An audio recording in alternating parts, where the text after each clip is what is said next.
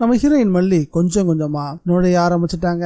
அதே போலதான் மல்லியோட மனசுக்குள்ளயும் விஜய் நுழைய ஆரம்பிச்சுட்டாரு. ரெண்டு பேருமே பார்வைய நிறையவே பரிமாறிக்க ஆரம்பிச்சுட்டாங்க. பேருக்கு தான் 2 மாசம் அக்ரிமெண்ட் போட்டிருக்காங்க. நீங்க வேணா பாருங்க, அந்த 2 மாசத்துக்கு முன்னாடியே 2 பேருக்கும் நிச்சயம் கல்யாணம் நடக்கதான் போகுது. விஜய் மல்லி 2 பேரோட பேரம் ரொம்பவே அழகா இருக்கு. உங்களுக்கு ரொம்ப பிடிச்சிருக்கு அப்படின்னா மறக்காம இந்த வீடியோக்கு ஒரு லைக்க கொடுத்துருங்க. அப்படியே இந்த சீரியல்ல உங்களுக்கு யாரை ரொம்ப பிடிக்கலன்றதையும் மறக்காம கமெண்ட்ல பதிவு பண்ணுங்க.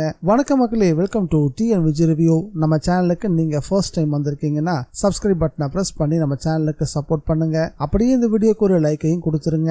அடுத்த எபிசோடுக்கான ப்ரோமோவை விட ஸ்பெஷல் ப்ரோமோ ரொம்பவே செம்மையா இருந்துச்சு. 2 பேரும் மாலை மாத்திக்கும் போது அவங்களுக்குள்ள ஏற்படக்கூடிய சின்ன சின்ன உரசல்கள், மாலை மாத்திக்கிட்டு கோவிலை விட்டு வெளியே வரும்போது திருவை பார்த்ததும் மல்லி ஷாக்கா நின்னதும் சுவாரஸ்யத்தோடைய உச்சக்கட்டம் அப்படின்னு தான் சொல்லணும். மல்லியோட இவ்வளவு கஷ்டத்துக்கும் காரணம் திருதான். திரு மல்லியோட குடும்பத்தையே அவ்வளவு கஷ்டப்படுத்திக்கிட்டு இருக்கான் அப்படின்னு விஜய்க்கு மட்டும் தெரிஞ்சதுன்னா விஜய் ஒரே செக்ல திருவோட கடனை மூஞ்சில விட்டு எறிஞ்சிருவாரு. அதுக்கப்புறம் வாடான முழுக்க மல்லி நன்றி கடன் பட்டவங்களா மாறிடுவாங்க.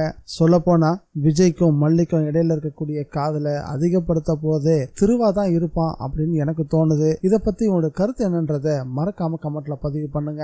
விஜய்க்கும் மல்லிக்கும் இடையில இருக்கக்கூடிய விஷயங்கள் என்ன ஏதுன்னு புரியாம சித்ரா ஒரு பக்கமும் ரஞ்சிதா ஒரு பக்கமும் நம்ம அம்மிகா அம்மா போதும் பொண்ணு ஒரு பக்கமும் ரொம்பவே சங்கடப்பட்டு இருக்காங்க. ஆனா இவங்க அந்யோன்யமா இல்லைன்ற விஷயம் மட்டும் நம்ம அம்பிகா அம்மாவுக்கு தெளிவா தெரிஞ்சிருச்சு. மல்லி தனியா ஹால்ல படுத்திருந்ததை வச்சு அவங்க 2 பேரும் ஒன்னா இல்லைன்றத கண்டுபிடிச்சிட்டாங்க. இந்த விஷயத்த ரஞ்சிதா கிட்ட சொன்னா ரஞ்சிதா ஏத்துக்கிற மாதிரி இல்ல. ஏன்னா விஜய் இடுப்பி காஃபி கொடுக்கறதுக்காக 2 பேருக்கு இடையில ஒரு சின்ன தள்ளுமுள்ளு ஏற்பட்டுச்சு. அதுல விஜயோட ரிஸ்பேண்டும் மல்லியோடைய வளையலும் சிக்கிருச்சு. அதை பிரிக்கிறதுக்காக ஒருத்தர் நேரடியா பாத்துக்க வேண்டியதா இருந்தது. கண்ணும் பாத்துக்கும் போது அத 3வது ஒரு கொல்லி கண்ணு பாத்துட்டு இருந்துச்சு. அது வேற யாரு? ரஞ்சிதா தான். அதான் அம்பிகா அம்மா அவங்களுக்கு இல்ல அந்யோன்யமே இல்லன்னு சொல்லும் போது இல்ல அவங்க 2 பேருமே ரொம்ப அண்டர்ஸ்டாண்டிங்ல இருக்காங்க அப்படின்னு ஆணித்தரமா அடிச்சு சொல்ல ஆரம்பிச்சா. முதல்ல இந்த மல்லி யாரு, எங்க இருந்து வந்திருக்கா அப்படின்ற விஷயத்த நம்ம தெரிஞ்சுக்கணும். அப்பதான் நம்ம மேற்கொண்டு எதையும் செய்ய முடியும் அப்படின்னு அதை கண்டுபிடிக்கிறதுக்கே போராடிட்டு இருக்காங்க.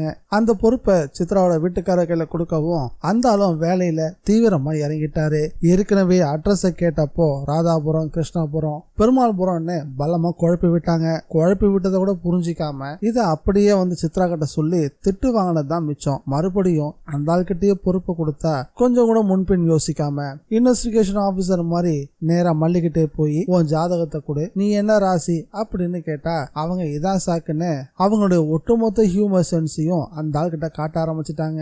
அவங்க தன்னை நக்கல் அடிக்கிறாங்கன்றத கூட அந்த ஆளால கண்டுபிடிக்க முடியல. அந்த அளவுக்கு மனுஷன் முட்டாளா இருக்காப்ல. இந்த சீரியல்ல காமெடி பீஸுகள் இல்லவே இல்ல நினைச்சுக்கிட்டு இருந்தோம். ஆனா பக்காவான ஒரு காமெடி பீஸ் சிக்கிருக்கு. இதை எப்படி எல்லாம் வச்சு செய்ய போறாங்களோ எனக்கு தெரியல. கல்யாணம் முடிச்சுட்டு வந்தாச்சு, வீட்டுல இருந்தா எப்படி பொண்ணையும் மாப்பிளையும் கோயிலுக்கு கூட்டிட்டு போகணும் அப்படின்னு சொல்லி கோவிலுக்கு கிளம்பிட்டு இருந்தாங்க. இது எல்லாமே முழுக்க வித்யா அம்மாவோட ஏற்பாடு தான். அம்பிகா அம்மாவட்டையும் சித்ரா கிட்டையும் ஒரு வார்த்தை சொல்லல. அதனால விஷயத்தை கேள்விப்பட்டதும் அவங்க எல்லாம் செம கடுப்பாயிட்டாங்க. இந்த வீடியோ பிடிச்சிருந்தா லைக் பண்ணுங்க, ஷேர் பண்ணுங்க. டிஎன் விஜய் ரிவ்யூவை மறக்காம சப்ஸ்கிரைப் பண்ணி வச்சுக்கோங்க. மீண்டும் அடுத்த வீடியோல சந்திக்கலாம். By guys.